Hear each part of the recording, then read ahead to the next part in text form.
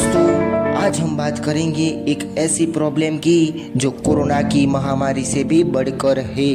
Climate change क्या है, क्यों हो रहा है और हम क्या कर सकते हैं, आइए समझते हैं दोस्तों आसान शब्दों में।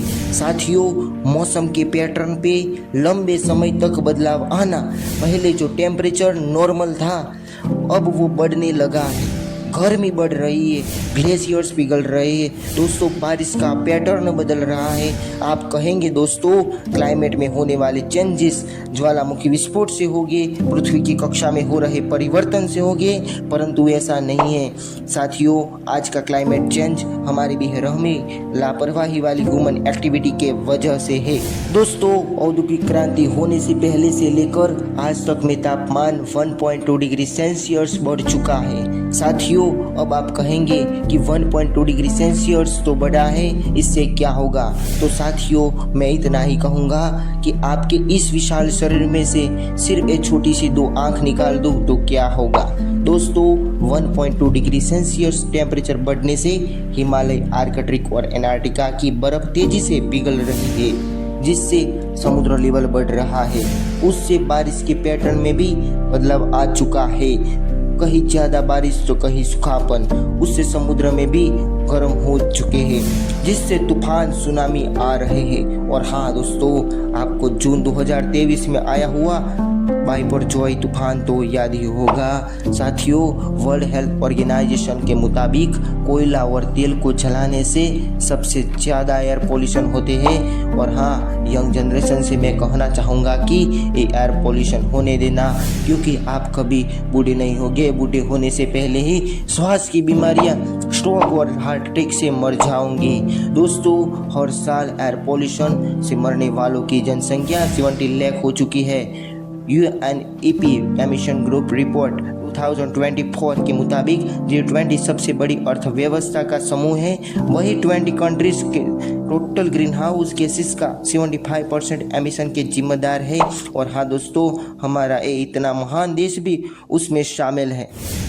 दोस्तों, 2015 में पेरिस में हुए समझौते में 195 कंट्रीज ने हिस्सा लिया और मिशन रखा क्लाइमेट चेंज से लड़ना। साथियों, आज इस बात को 10 साल हो गए हैं और हम जानते हैं कि क्लाइमेट चेंज में परिवर्तन तो आया है, परंतु कम होने की जगह बढ़ा है।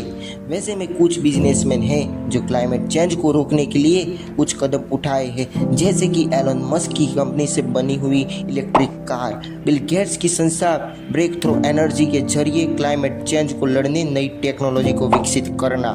हमने 5 जून को विश्व पर्यावरण दिन घोषित किया है, परंतु दोस्तों हम सब सिर्फ उसी दिन पेड़ लगाते हैं, सिर्फ फोटो खिंचवाने के लिए या इवेंट देखने के लिए, परंतु बाद में उनका ध्यान कोई नहीं रखता, उसकी सुरक्षा कोई नहीं करता, उनका पानी कोई नहीं देता।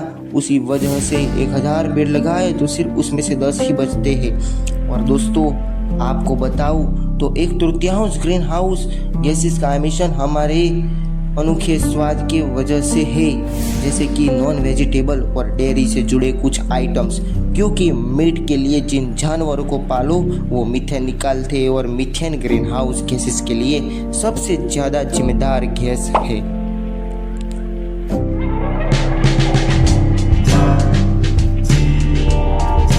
और उन प्राणियों को पालने के लिए ज़्यादा जमीन की ज़रूरत होती है, जिसके लिए जंगल का नाश होता है। उसकी वजह से CO2 का शोषण भी घट जाता है, उससे और ज़्यादा ग्रीन हाउस गैसेस रिलीज होती है। इस क्लाइमेट चेंज को रोकने के लिए कुछ उपाय है दोस्तों, जैसे कि बिजली बनाने के लिए सोलर, हाइड्रो और बायो एनर्जी का इस्तेमाल ज़्यादा हो और थर्मल पावर प्लांट का इस्तेमाल कम हो, पेड़ लगाना और जंगल बचाना, पॉल्यूशन और कार्बन कम करना, जिसमें डीजल पेट्रोल की गाड़ियों की जगह इलेक्ट्रिक गाड़ियों का इस्तेमाल बढ़े, कृषि में सुधार हो, जैसे कि केमिकल फर्टिलाइजर और पेस्टिसाइड की जगह ऑर्गेनिक फार्मिंग हो। और हाँ, सरकार को क्लाइमेट रूल्स बनाने चाहिए जिससे पॉल्यूशन कम हो। दोस्तों, वीडियो को लाइक, सब्सक्राइब और शेयर जरूर करें और कमेंट्स में ज़रूर बताइए कि आप अपनी तरफ से क्लाइमेट चेंज को रोकने के लिए क्या करते हो।